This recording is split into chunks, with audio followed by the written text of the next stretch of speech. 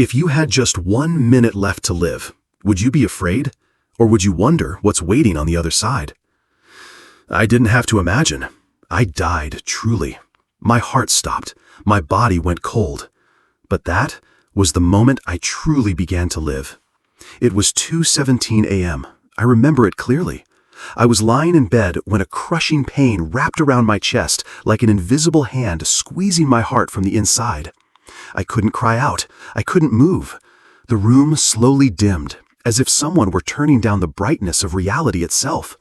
And then everything went black. I slipped out of my own body. No pain, no panic, just a feeling of weightlessness, as if the full weight of life and fear had been lifted off me. I hovered above, watching my lifeless body lying still below. Doctors were fighting to revive me, working frantically through CPR. The heart monitor beeped, then stretched into a long, flat, soulless line. I saw them crying. I saw my wife screaming. But strangely, I didn't feel afraid. For the first time in my life, I felt complete and absolute peace. No more fear, no more time, no more right or wrong. Then I was pulled into a tunnel of light. But not the harsh white light you read about it in books or see it in movies. This light was alive. It breathed. It knew me. And in that moment, I heard a voice, not from the outside, but rising from deep within my soul. You're not finished yet, but look and remember. I was taken farther, beyond this space, beyond everything I had ever believed to be real. And the first thing I saw was my mother. The woman I had lost 25 years ago was standing there, smiling. She reached out her hand to welcome me. My name is Thomas Rayner. In 1998, I was just 42 years old, working as a structural engineer in Iowa. One November morning, snow blanketed the rooftops. I woke up with a strange, tightening pressure in my chest, a feeling I couldn't shake. Within 15 minutes, my heart stopped. I died. But I opened my eyes. Not in a hospital, not in a morgue. I was standing in a place with no horizon. The air wasn't for breathing, it was for feeling. It was warm, wrapping around me like the embrace of a mother I once knew. I began to move, not with my feet. All I had to do was think, and I was there. The trees here glowed from within. There was no source of sound, yet music echoed inside me like a song I had known long before I was ever born. There was no sun, but light was everywhere, gentle, profound. And then I saw my grandmother. She had passed when I was only 8, but there she stood, healthy, radiant, young, as if time no longer held any power. She didn't speak, but I understood every thought she had. "Hello, Thomas. This is home, but you're not meant to stay." I broke down. For the first time since I died, my heart ached. I didn't want to go back. I asked her, "Why, Grandma? Why do I have to return?" She looked past me, her eyes focused on something behind me. I turned around and I saw myself. I saw my wife, Andrea, holding my hand in the physical world. I saw my 9-year-old daughter sobbing by the side of my hospital bed. I didn't want to return, but then I heard that voice again, a voice without sound, yet it pierced straight through my soul. "You must go on. Not yet, but I will show you the truth." And in that moment, everything changed. The space around me shattered like glass breaking apart. I was pulled into another dimension, a place with no form, no color, only feeling and pure awareness. There, I saw things no one had ever told me. Truths beyond doctrine, beyond scripture, beyond any model of physics I had ever known. A world where everything was thought, where I was shown that every small action I had ever taken had created a ripple effect, a domino chain that stretched endlessly through other people, other lives. I drifted into a realm of light, not blinding, not cold. This light didn't shine on my skin. It illuminated my soul. And I heard it not with my ears, but from within. Remember who you are.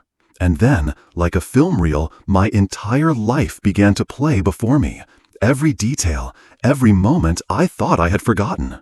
I saw myself at 7 years old, hiding an injured puppy in the garage, afraid my parents would be upset. I saw myself at 14, mocking a classmate because he stuttered. I saw myself at 27, standing in silence as my supervisor unjustly scolded a coworker. But what brought me to tears wasn't guilt. It was the feelings of others. I felt the pain of that classmate from years ago. I felt the hurt in my wife every time I chose silence over honesty. I even felt the gratitude of a homeless man when I handed him a cup of coffee in 1991. I wasn't judged. I wasn't condemned, but I couldn't look away. Because for the first time, I saw everything I had ever done. I had created a vibration, and none of it ever disappeared. I heard that voice again, gentle as a breath. Every action is a seed. What have you been planting? I collapsed to my knees in the middle of that light, and I whispered, "I'm sorry." But the light didn't turn away. It didn't leave. It embraced me not with arms, but with a forgiveness so deep that guilt no longer existed. Only love remained. I began to understand. We don't live to succeed. We don't live to win or lose. We live to love. To love at the right time. To love with a true heart. To love even when it's not returned. I cried not from pain, but because for the first time in my life, I understood I didn't have to be perfect to be loved. And then I asked, "Is this heaven?" And the voice answered, "Heaven is not a place. It is a state of the soul. You've touched it, even while you were still alive." I stood still, stunned by the truth. And then I remembered. The time I rescued a kitten trapped in a storm drain. The night I stayed up caring for my wife when she was sick. The moment I sat beside my daughter while she cried over a failed exam, saying nothing, just holding her hand. All of those moments, small, quiet, were glowing in that realm of light. I asked, "Then, is there a hell?" The voice was silent for a moment. Then it replied, "Hell is when you live disconnected from love, when you forget that you once belonged to the light." I fell silent. This world is not here to punish us. It's here to help us remember who we are. And then I was shown something no language could ever describe. A spiral of light opened before me as if I were about to step into a higher realm of consciousness, deeper, wider, closer to the source. I thought I was about to go further, but the voice spoke again.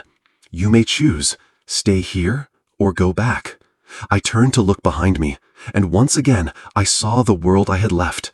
My wife was sitting in silence, praying. My daughter had fallen asleep by the hospital window, clutching a pillow in her arms. I whispered, "I'll go back, but this time I will live differently." Because the hardest part is not seeing heaven, but learning how to live in a way that brings heaven back to earth. I thought I had seen the light, but I hadn't. After leaving that place overflowing with love, I was pulled into darkness, deeper than anything I had ever known.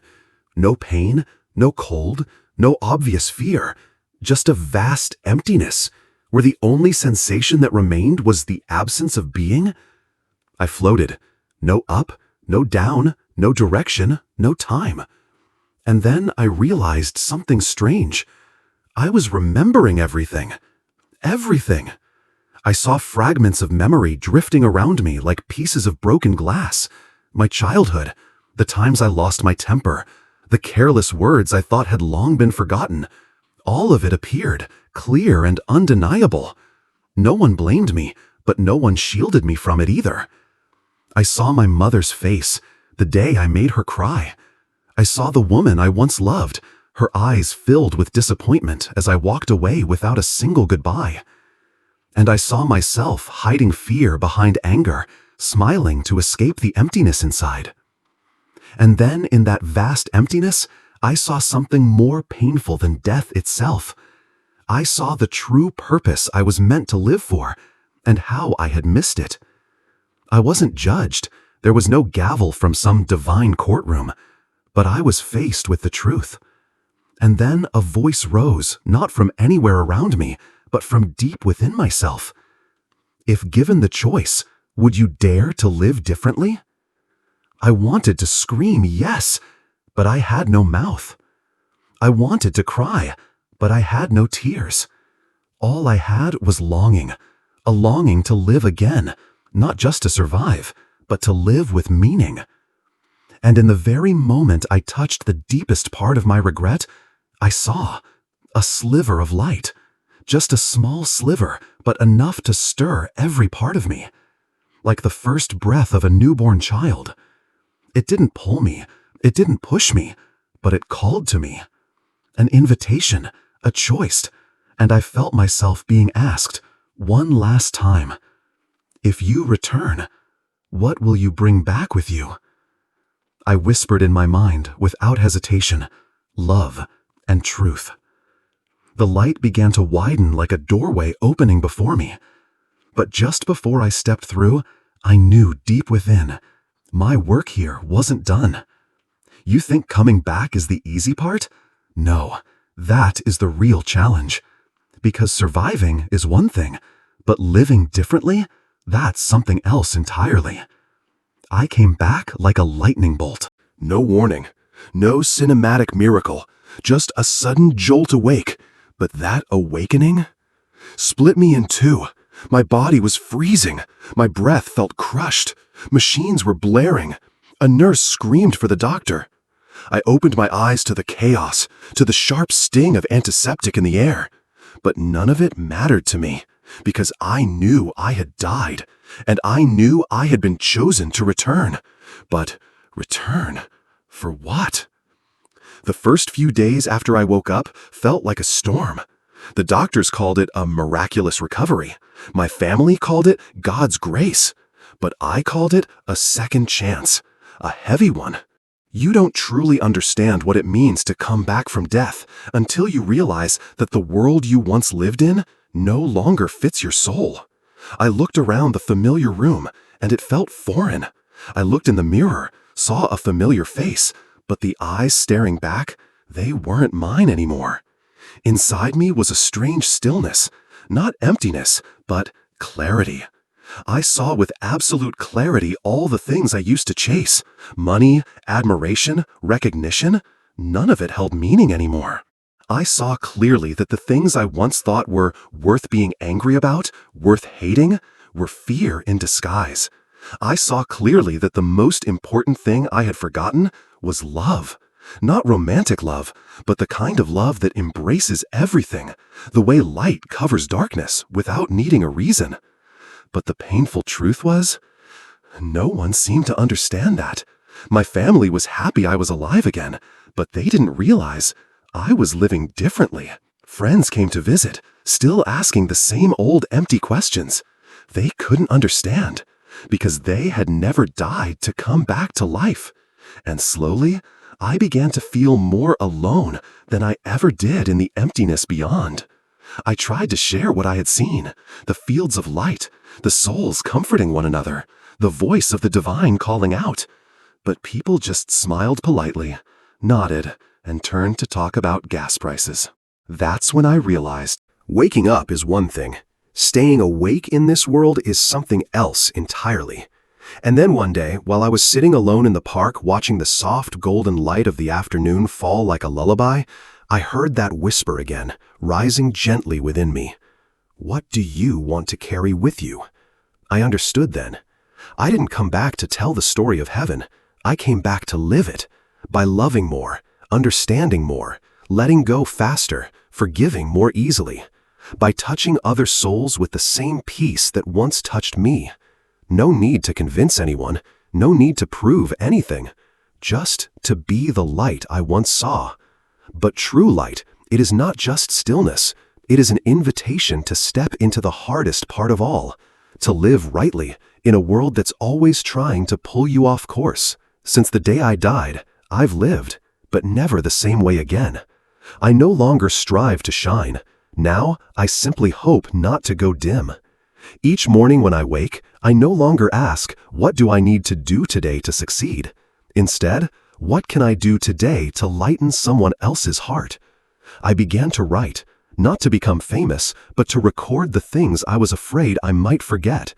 The things I had seen, had touched, that felt more real than the ground beneath my feet. I began to speak to strangers in coffee shops, in grocery store lines, or just on a park bench. And somehow, in the most unexpected ways, I came to realize this: everyone is carrying a loss inside them. A man who lost his wife 3 years ago is still wearing his wedding ring. A 14-year-old girl who has never once heard the words, "You are precious." An elderly woman who comes to church every week just to sit and cry, never speaking a word to anyone. I saw them as if the light within me recognized the fading light within them. I didn't have a solution. All I had was one thing: to listen with a heart that had once died and come back to life. And you know what? Sometimes that's enough. Someone once said to me after I had listened to their story, "No one's ever looked at me that way before. You weren't afraid of me. You didn't flinch. You made me believe I'm still human." I remember I simply took their hand and said, because I once thought I wasn't human anymore either. I started going to gatherings not to preach, but to tell stories. Stories of a soul that once saw itself from outside the body and came back, never wanting to live halfway again. I met with people on the edge of life, invited to speak as someone who had been there and returned. They would look at me, eyes wet with fear, and ask the same question: "Is it true that it's not scary?" And I always smiled. No, what's scary is not living rightly before it's time to go. I'm not a prophet, I'm not a saint, I'm just an ordinary person. The only difference is I've tasted the end and chose to live the rest of my life as if each day were a misdelivered gift from heaven. Of course, there are still days I feel lost, days when the light in me flickers like a candle in the wind. But in those moments, I hear that same voice again. What do you want to carry with you? And I choose to love again, even if no one loves me back. I choose to believe again, even if people laugh at me. I choose to tell my story again, even if no one understands. Because I know light never argues, it simply shines. But does this life truly make room for someone who's changed so much? Do they no longer resemble who they once were?